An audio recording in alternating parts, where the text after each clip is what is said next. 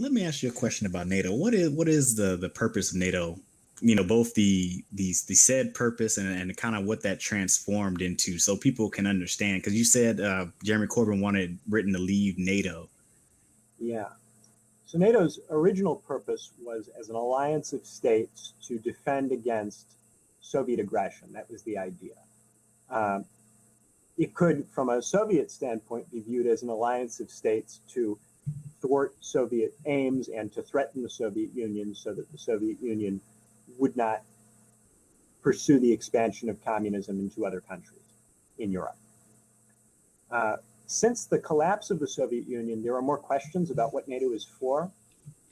Russia isn't as capable as the Soviet Union was of potentially invading other countries or using infiltrators to change other countries' governments.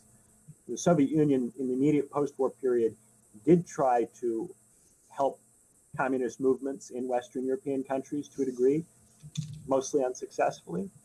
But nowadays, Russia is not really in a position to do that. Oftentimes, we inflate the threat Russia poses.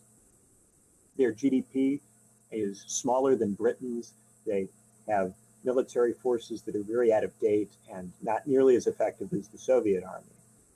So now, what is NATO for? Well, if we don't really think that Russia is in a position to invade countries, then NATO must be for expanding the pressure on Russia. So since the collapse of the Soviet Union, we've added a lot of Eastern European countries that used to be either in the Warsaw Pact or in the Soviet Union to NATO. And this has allowed us to move our military installations that were used as defenses against the Soviet Union closer and closer to Russia.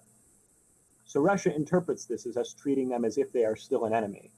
And so they view it as threatening, and they are very hostile to any additional countries that are interested in joining NATO, like Georgia in 2008.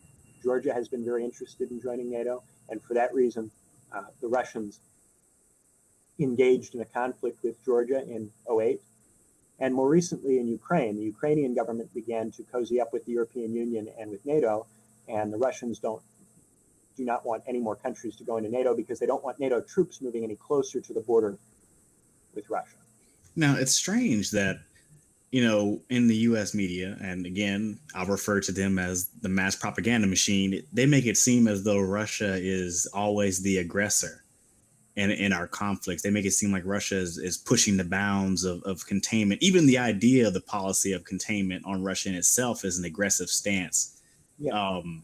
But what you just laid out is, it seems to me as though perhaps the United States is the actual aggressor. Yeah, Russia is a declining power. It is increasingly dependent on petroleum and natural gas. And of course, oil prices collapsed a few years ago, and that's really hurt their economy. They've lost a lot of territory and a lot of population relative to the Soviet period. They're not really in a strong position to aggress.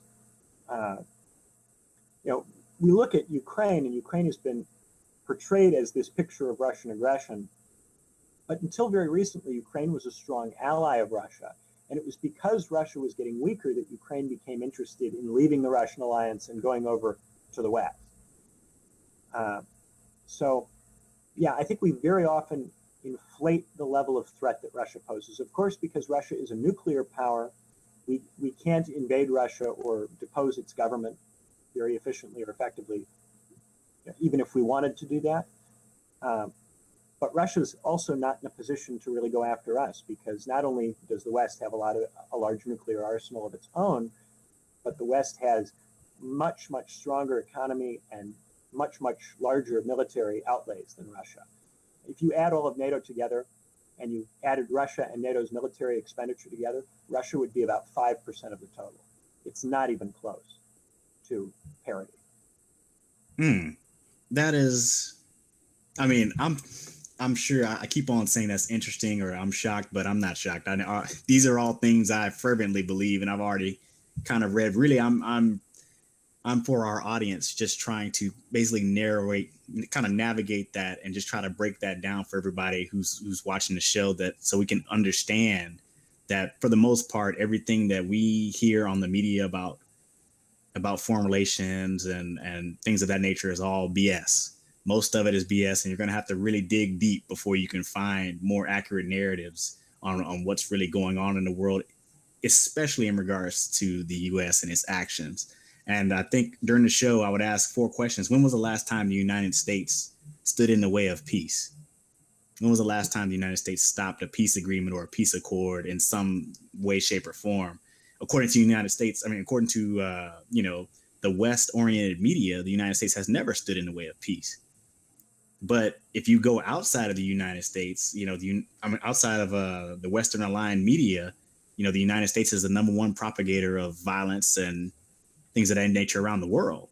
So those depends on what kind of peace you want. And a lot of the time we go, well, we're not standing in the way of peace, but that's because we're only not standing in the way of the kinds of pieces that we are willing to accept. And I don't want to make it sound like it's only the United States that acts in this way. A lot of other countries also have their own media operations that advance their own points of view. I'm not going to sit here and pretend that Russia today is not every bit as much a mouthpiece for the Russian point of view as our media sometimes is for ours. But you often have to try to look for the balance and try to get past the noise of all medias in all countries, because medias in any country are likely to take the international relations point of view of that country. Yes. And, you'll find that on the BBC, they talk a lot about America, but they don't really talk much about Britain. Canada's media is the same thing. So, I kind of frame this like I'm going all against America, and I think I need to kind of back that off. You're right. I need to explain that all institutions in their countries kind of take the view of that country in regards to putting out, a favorable view on the home state and what they're doing in the world. Now, sometimes that may be completely at odds with the reality. Sometimes it may be close. There's varying degrees of that. But I just think that that's something important that we have to understand. And so when people come with an anti-imperialistic message, it could be that just because we haven't heard it, it sounds bad, but it could be more accurate than what we've been exposed to before. Yeah, and a lot of people want to believe that they live in a society that's a good society. They want to believe that they live in a state that's a good state, in a government that has good intentions. They like to think that the people in government are like them and have the same kind of goals and aspirations for themselves and for their country that they have. And so they don't want to believe that these people are up to stuff that they really maybe shouldn't be up to. And we have to be sympathetic to that, but at the same time, we don't want to be naively confident in our institutions that they always do the right thing for everybody.